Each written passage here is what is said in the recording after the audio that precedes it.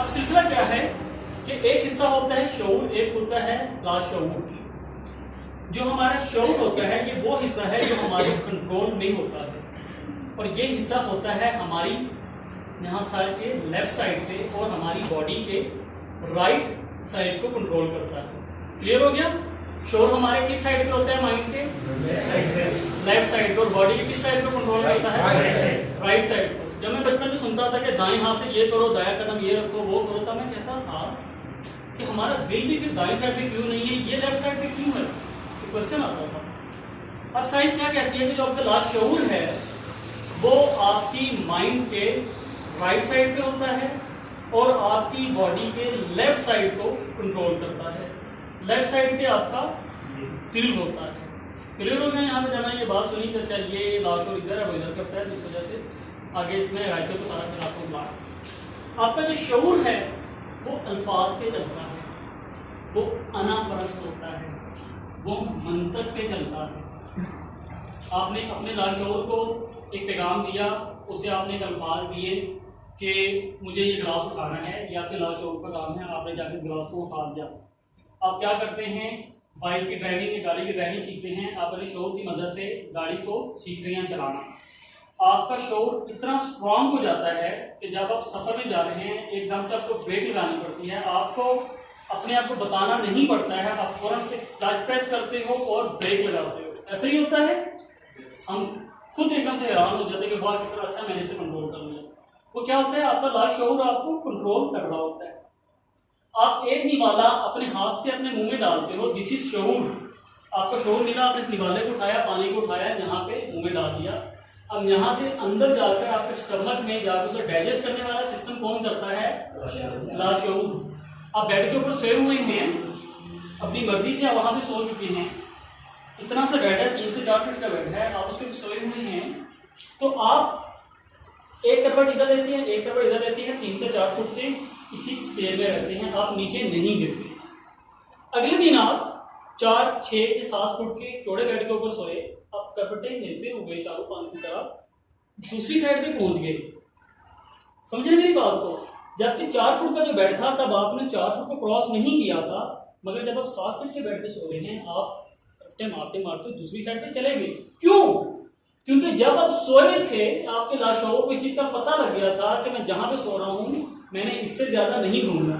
आप में से कितने ऐसे लोग हैं जो बेड से नीचे गिरे हुए सोए हुए? अगर है तो बुलाएं, उसके लिए क्लैपिंग होनी चाहिए। सर आपके लिए स्पेशल काम करना पड़ेगा, मुझे सोचना पड़ेगा ऐसा सिलसिला।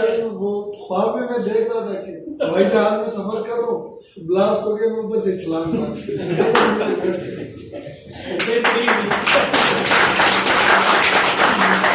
इसके ऊपर मेरी बात अब हल्की बन गई है, अब मुझे भी सोचना पड़ेगा कि क्या सकते, वरना मोस्टली ऐसा होता नहीं है, कम ही होता है। बस वो सफर पे जाना है तो। हाँ जी, अच्छा ठीक है, आगे आए। अब आप के जो ख्यालात होते हैं, आपकी जो सोच होती है, आपकी जो नीयत होती है, वो सबसे पहले आपके शऊर में आती है। अब देखिए होने क्या लगा है, आप या आप यहाँ पे बैठे हुए किसी भी एक बंदे से नफरत कर रहे हैं, ठीक है, दूसरे से भी कर रहे हैं, तीसरे से भी कर रहे हैं, चौथे से भी कर रहे हैं, बाहर जाकर भी आपने नफरत फैलाई। ऐसा हैरान नहीं जाते जाओ, अंदर भी नफरत है, बाहर भी फैलाई, घर में भी जाकर लड़े झगड़ा किया। इन तमाम चीज़ों से क्या होगा कि तमाम चीज़ें आपके फेस के ऊपर आने लगते हैं। फिर क्या होता है? आप हर वक्त मायूसी का शिकार है, हर वक्त मायूसी का शिकार है। आप जब क्लास में आओगे तो किसी बंदे को देखकर ये पूछना नहीं पड़ेगा कि तेरे साथ क्या हुआ, उसे पता लग जाएगा कि ये बड़ा ही ढीला ढाला सा ऐनी सा बंदा है। आपको अपनी क्लासरूम में ऐसे बहुत से लोग मिलती होंगी। फिर क्या होता है? आपको बहुत से ऐसे लोग जो होते हैं झगड़ालू नजर आते हैं। क्या होता है? तमाम लोगों से झगड़ा करने वाले होते हैं। अगर उसने कभी आपके सामने झगड़ा नहीं भी किया था, आप उसका फेस देखकर पहचान लेते हो। अगर आपके और मेरे जैसा बंदा इस चीज़ को पहचान सकता है, सोचें जो लोग फेस रीडिंग करते हैं, जो माथे को पढ़ लेती हैं, उनके लिए इन चीज़ों को देखना पढ़ना कितना आसान है। बहुत से लोग ऐसे होते हैं जिन्हें आप देखते हैं, आपको देख के लग जाता है कि अगर इससे मैं मजाक करूं तो ये बंदा मुझे कुछ रिस्पॉन्स नहीं करेगा, इतना आगे हंसेगा। कुछ लोग ऐसे होते हैं, आपको लगता है कि अगर इसके साथ मैं मजाक करूं तो इसके कान सुर्ख हो जाएंगे, हो सकता है गुस्से में मुझे कुछ बोल दे। कुछ लोग ऐसे होते हैं जिन्हें देख कर लगता है कि अगर इसके साथ मैंने मजाक किया तो आगे से चार ही मुझे सुनाएगा भी। सब चीजें आपके फेस पे आती है। मैं अपने टॉपिक पे वापस आता हूँ। आपके ख्यालात का, आपकी सोचों का, आपकी जिंदगी के ऊपर बहुत बड़ा गहरा असर होता है। जब आप किसी जॉब के लिए जाते हैं तो आपका चेहरा सब कुछ बता देता है। आप किसी भी शख्स को देख के अपने दिल में कुछ बुरा चीजें लेकर आते हैं। हर बार आप इसी तरह करते हैं, फेसबुक पे ऐसे करते हैं, घर से नीचे कैसे करते हैं।